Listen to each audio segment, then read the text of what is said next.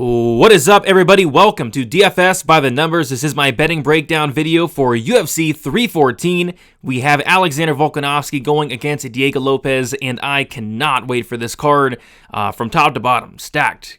Fun fights, a lot of spots sticking out. I can't wait to break it all down. I'll be heading to the fights, so I'm getting the video out nice and early this week. I'll be heading out to Miami on Friday, and I'm looking forward to it, man. I'm looking forward to a fun card. I'm looking forward to the big booty Latinas. Oh!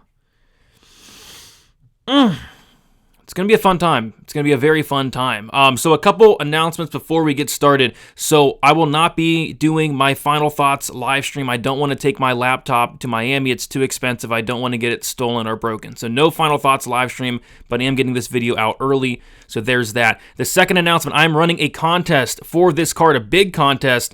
I've done this contest before, but I'm adding a little bit of a change here. So to enter the contest, first, like the video. Second, subscribe to the channel, and you must do these things or you're disqualified. And then third, comment down your biggest plus money prop. Could be any prop. One prop, no parlay, a prop, and please put the odds. Please put the odds, for the love of God. And then I'm actually going to be paying out the top 3 biggest props that hit on the card. $25 each, for a total of $75 in the winning prize there. So there will be 3 winners, and I will shout you out on the next video next week. So comment down your best plus money prop. Could be any prop. Comment it down there, and we'll see who wins.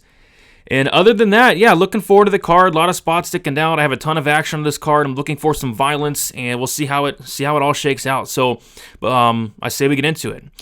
We'll start with the first fight of the card. We have Nora Cornhole going against Haley Cowan. And I have a bet on pretty much every single fight on the card. This is the fight that I will not be betting on. And quite frankly, I wouldn't be shocked if I arrived to the arena, maybe 20 minutes, 15, 20 minutes, later. Maybe missed this fight on accident. And I won't be betting on this fight. The pick for me is Cornhole by decision. Just don't really feel they need to get involved. Pretty easy pass there. Moving on to the next fight, it is Marco Tulio Silva going against Tresean Gore. My first bet of the card is going to be Marco Tulio Silva by knockout, 1.25 units at plus 115. And yeah, I feel like he knocks out Tresean Gore at some point in this fight. I don't know which round it's going to be, but I do lean towards that KO. This guy's a minus 365 favorite. He's finished the majority of his wins by knockout. We can see it here if I can get my thing working. 69% knockout rate. I'm a big fan of 69. And Tresean Gore has been knocked down in one of his losses by Cody Brundage. So I just think at some point Tulio's going to touch the chin of Tresean Gore. I think Gore, kind of has to, wrestle here, and I don't think he's going to have a ton of success against Marco Tulio, who's a decent grappler in his own right. Gore's got back-to-back guillotines, but I don't think that's all that likely to repeat a third time. So I like Tulio Silva. The money line is certainly wide, but I do like that KO prop at plus money. I think that's the most likely scenario for this fight. Next, we have Sumadarji going against Mitch Raposo. And yeah, a couple things sticking out here in this fight. I think Raposo's a live dog in a sense that this guy has some paths to victory. Of course, we see that Sumadarji, this is a guy that's been finished in all 7 of his losses. I know it says 6, but he got finished against Charles Johnson. The ref just forgot to stop the fight. Charles Johnson had him dead to rights. The fight could have and should have been stopped. So yeah, I worry about the durability of Sumadarji. This guy is coming in here with, the double knee sleeves nowadays. He's taken a lot of damage. He's, battled a lot of injuries. So I think, Raposo could potentially land a big shot and, knock Medarji out. I also feel like Raposo can potentially get the grappling going and give Medarji his 7th submission loss. Like if Raposo submitted Sumadarji, nobody should be shocked because Medarji taps out all the time, right? And on the flip side, you got Medarji, who, I think is a good striker. I like the power for the division. It looks like he's working on that submission game offensively as well. He put Charles Johnson into a couple tough positions in his last fight. This is a flyweight fight where I just see a lot of avenues for a finish. I could see a Mitch Raposo knockout. This guy hits very hard. I could see a Sumadarji knockout. He hits very hard. This guy, Sumadarji, has an 81% knockout rate, like 13, 14 knockouts on his record. And then I can also see a Raposo submission. Raposo has 3 or 4 submissions in his career, and even Sumadarji's attempting subs nowadays. So I can see a lot of avenues for a finish, and the under's solid plus money. So I jumped on the under 2.5 at plus 160. It actually opened up plus 205. But yeah, plus 160. I have 1.25 units on it. I just see way too many avenues for a finish to not take a shot on the under 2.5. Moving on. We got Mikhail Olazechuk going against Cedric Dumas. We got Olazechuk minus 180, Dumas plus 155. And yeah, I've never been a big fan of Dumas. I've never been a big believer of this guy, and he's just proven me right. I mean, I guess, he's winning fights, but God, they're awful. I mean, some of these fights are just the worst fights you'd ever see. The Tuiluian fight, the Cody Brundage fight was the worst fight I've ever seen. And yes, he's winning fights, but very, very unimpressively. This guy just looks, awkward in there. He looks uncomfortable in there. And he's going against a killer in Mikhail Olazechuk, who, is now fighting at the Fighting Nerds gym, hopefully working on that grappling. And I just don't believe that if Dumas could not submit a guy like Dennis Tuiluian, that he's all of a sudden going to go out there and submit Mikhail Olazechuk. I think Olazechuk puts the pressure on. I love the work to the body, the power, the volume, and I think he's eventually going to touch the chin of Cedric Dumas. So I think a Dumas win looks awful. I think it's a cage pushy type win, but I think Olazechuk's going to really put it on him here. We saw Dumas doing the stanky leg every time Josh Frem touched him. We saw him get knocked out by Nursultan Ruzabov in the first round, eye poke or not, and I think Olazechuk does the same thing. I think Olazechuk knocks out Dumas, and I like that knockout prop. I have 1.25 units on it at plus 160. I like Olazechuk to get the knockout this week. Moving on. We got Julian Erosa going against Darren the Damage Elkins. And yeah, the more I thought about this fight, right? Because you see Erosa at minus 310, you're like, how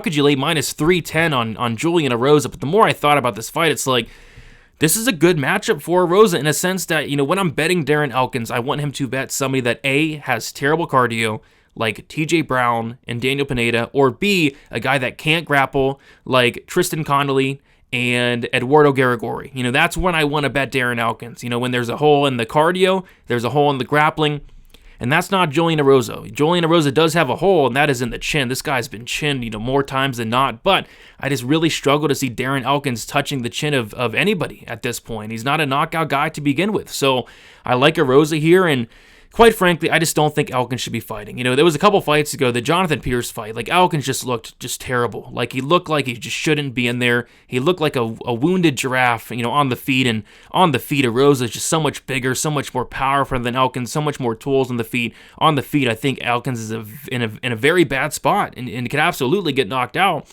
And then on the ground, I think Erosa has either A, the ability to threaten with submissions. I'm not sure he's going to submit Elkins, but B, work his way back up. And like I said, if this is on the feet for, a portion of time, I think that it's going to give Erosa the ability to land a big shot here and finish Darren Elkins. Darren Elkins, the scar tissue, it's some of the worst in the UFC, man. I went back and watched some Elkins fights from like 10 years ago. This guy's bleeding. I'm like, what? This guy's bleeding even 10 years ago. Yes, he bleeds in every single fight. I bet Darren Elkins is bleeding right now. He's in his hotel room in Miami. The air conditioning's, all the way up. He's having a good night's sleep, but the air conditioning, it's a little too high, right? The air conditioning's turned up a little bit too high, and, it's going through the room, and it's hitting his face, and he's bleeding in his bed right now. There's blood all over the bed. Darren Elkins is cut up right now. And, I think Erosa goes out there and finishes him. I think he finishes Darren Elkins, who, quite frankly, just shouldn't be fighting, especially against a guy like Erosa here. So, I like Erosa. I like Erosa inside the distance. I have 1.25 units on him inside the distance at plus 130. Moving on, we got Chase Hooper going against Jim Miller. We got Chase Hooper minus 900, Jim Miller plus 600. And, a couple spots I like here. So, man, the fight doesn't go. It opened up minus 150. That should have been just a smash spot. It is now minus 250. So that kind of sucks. But the way I'm playing it is I'm getting a little bit creative here, as I typically like to do. And how I'm kind of seeing this fight is early on, I think Miller is going to, either A, potentially have some success, or B, just be able to hang in there for these first 5 minutes. I think when Jim Miller is fresh and at his best for these first 5 minutes, I don't think Hooper's going to look, minus 1,000. So I like these 2-3 props for Hooper. Round two, and they're not the best odds because, they're kind of all over it, but that's just kind of how I'm seeing the fight play out. I have 0.75 units on Chase Hooper round 2 at plus 380, and then 0.5 units on Chase Hooper round 3 plus 600. That is without the submission or the knockout. But what I also don't mind is a shot on the fight ends by knockout, right? The fight ends by knockout plus 500. The fight doesn't go to decision. Like I said, right now is like minus 250, but the fight ends by knockout is plus 500. And kind of how I'm seeing the fight, I think if Jim Miller wins, it's a first round knockout. I don't think he's submitting Chase Hooper. I think he's knocking out Chase Hooper, kind of like Steve Garcia did. And we've seen that Miller at this stage of his career still has a ton of power. So I think that KO kind of covers the Miller side, and I think that KO also covers the TKO of Chase Hooper because the TKO is super live. This guy, Chase Hooper's ground and pound is vicious. It's relentless. I could see a mercy stoppage. I could see an absolute beatdown in round 2 and round 3. He did TKO Slava Borshev. Keith Peterson was just too drunk and smoking too many cigarettes. He just didn't stop the fight. Ended up being a submission, but that was a TKO in my book, right? So I think fight ends by knockout, plus 500 for a half a unit, and then these Hooper 2-3 props, I think they're in play. If Chase Hooper submits Jim Miller in the first round, I'll be very annoyed, but it's on the table, I suppose, but that's just kind of how I'm seeing the fight. Moving on, we got my girl, Verna Jandiroba, going against Yan Xiaonan. We got Verna Jandiroba minus 140, Yan Xiaonan plus 120. The only thing I'll say about this fight is I'm a little sketched out just due to the fact that I know a lot of people on Verna Jandiroba, and I mean a lot of people. I haven't really seen anybody on Yan Xiaonan. Maybe one. I think I saw one person on Yan Xiaonan, and this line has just kind of stayed the same throughout the week, so that worries me a little bit. But I like Verna here. I think it's a striker versus grappler matchup. Yan Xiaonan, I've never had any faith in her grappling. Anytime she's been on her back, it's looked god awful. And Jandiroba is a fighter that she knows what she's good at, right? She's not going to go out there and strike. She's going to get takedowns, and in this fight specifically, she only needs 2. She needs 2 takedowns. If she gets a takedown, that's either going to be the round or that's going to be the fight. She's on another level when it comes to the grappling. Could Yan win the fight and stuff the takedowns and outstrike her in 2 to 3 rounds? Sure, but I don't think Verna's going to go out there and just dick around on the feet too much. I think she's going to go in there with a great game plan, get the fight down to the ground, win 2 out of the 3 rounds with the wrestling, the grappling, the control time, or potentially even find a submission. So what I did in this fight is I don't mind the money line, but I got a little bit greedy because I really don't see any way, shape, or form Jandiroba gets a KO. Jandiroba does have 1 KO on her record, but it was when she actually subbed Murata, snapped her arm, counted as a KO, and hopefully that doesn't happen here. But I think if she's winning this fight, it's either a decision or a submission. So I took the double chance, the Verna Jandiroba submission or decision, double chance, minus 130 for 2 units. I like Verna to get it done. A little bit sketched out, like I said. Everybody's on Verna. The line's not moving, but we'll see how it goes. Moving on, we got Sean Woodson going against Dan Ige. Yeah, I'm seeing this, play out, one of 2 ways. Either Sean Woodson, does the better work over the course of 15 minutes, wins a decision.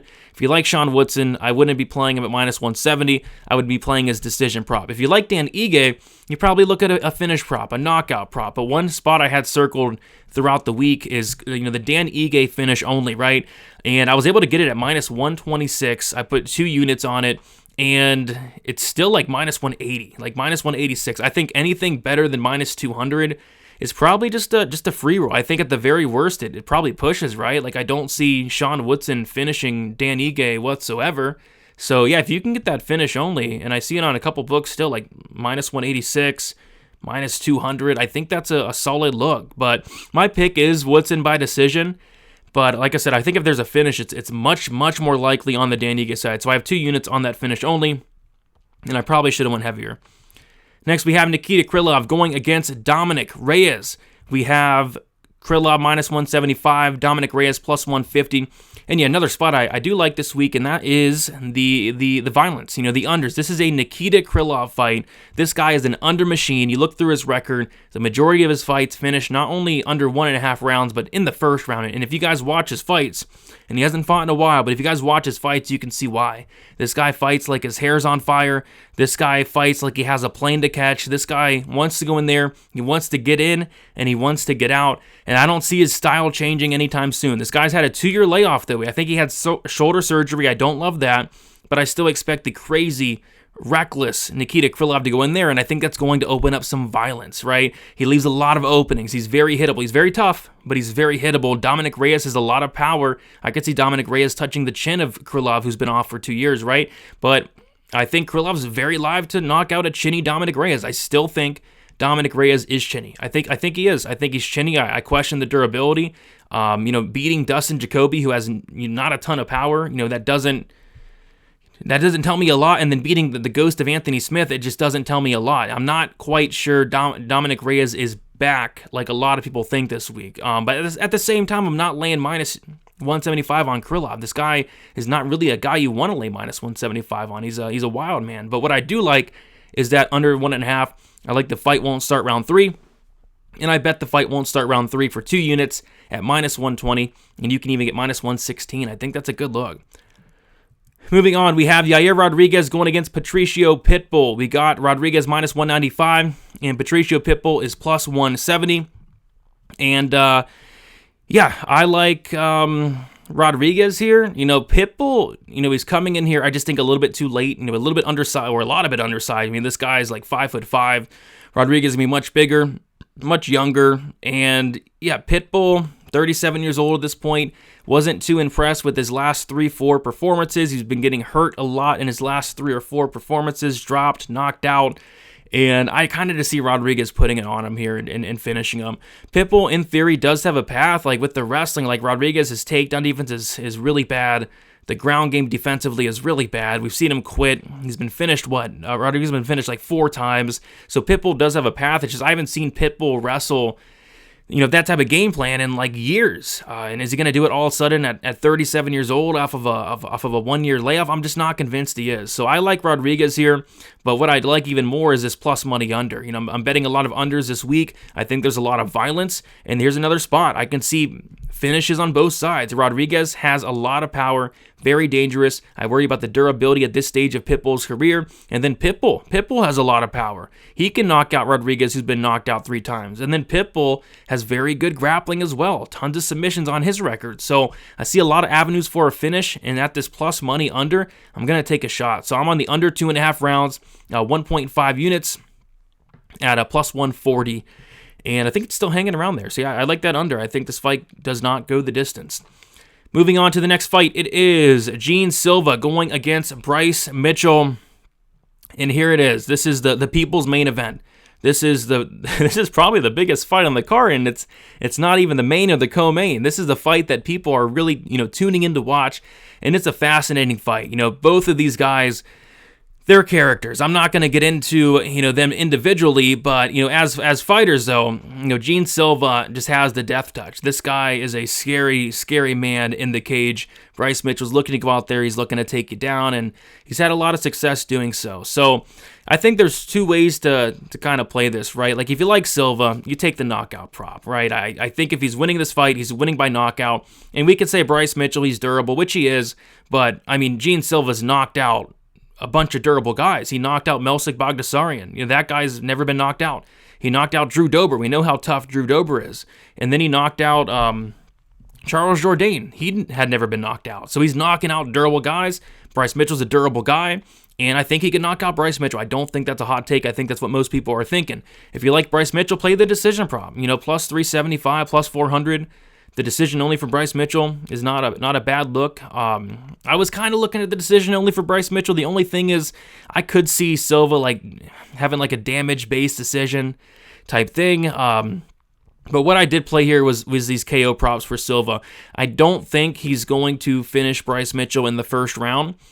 Obviously he could, but he talked about in his interview how he wanted to kind of drag this fight. I think he said play with Bryce Mitchell. He's a sick dude, Gene Silva. Something's definitely wrong with the guy. But I think he said something along the lines, and it could have got lost in translation. But he said he wants to play with Bryce Mitchell a little bit, just very weird. But so I think he's gonna play with him a little bit, and I think he's going to finish him in round 2, round 3.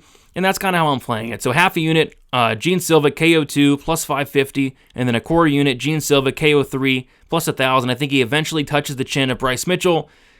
And that's kind of how I'm playing it there. Moving on to the co-main event, we got Paddy Pimblett going against Michael Chandler.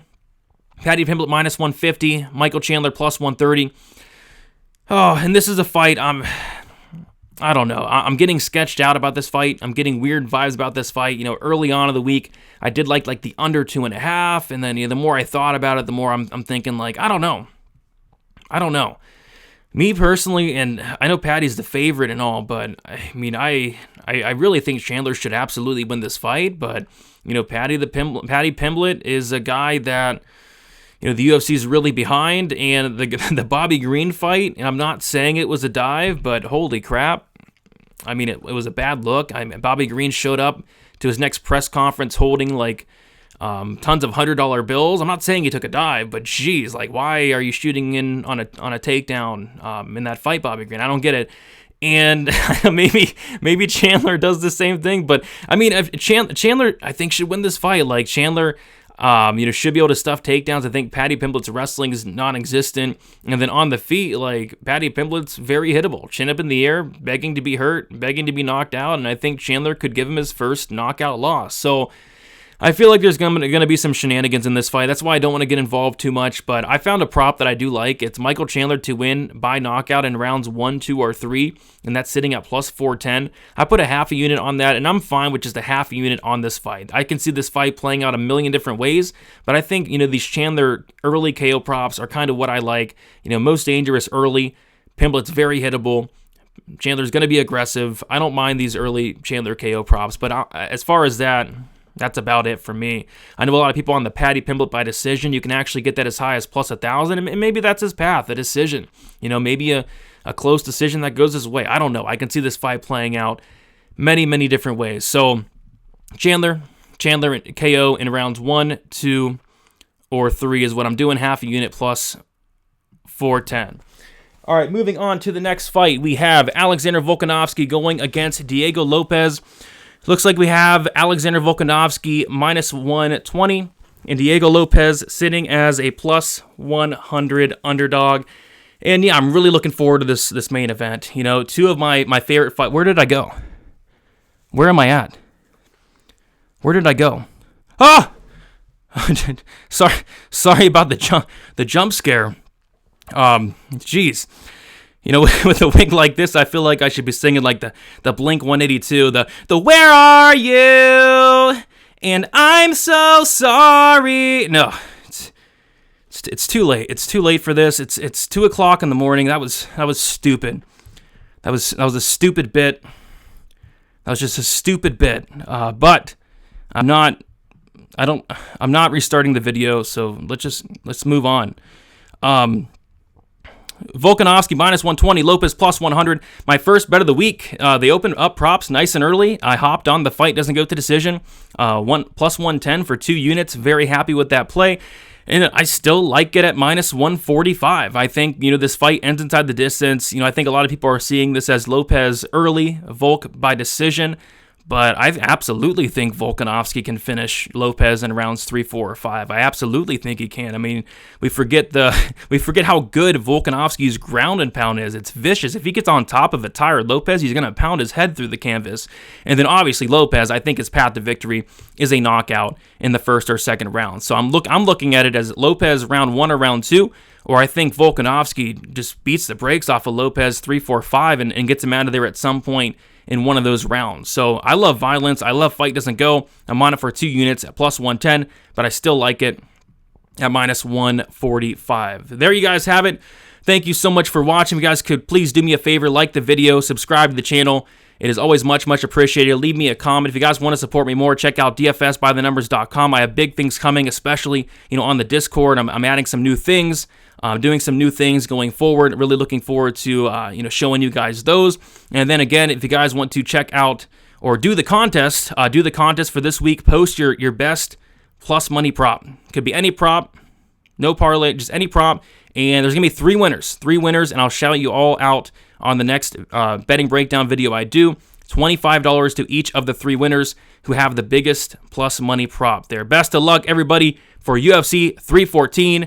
And we will talk to you guys very soon. See you later.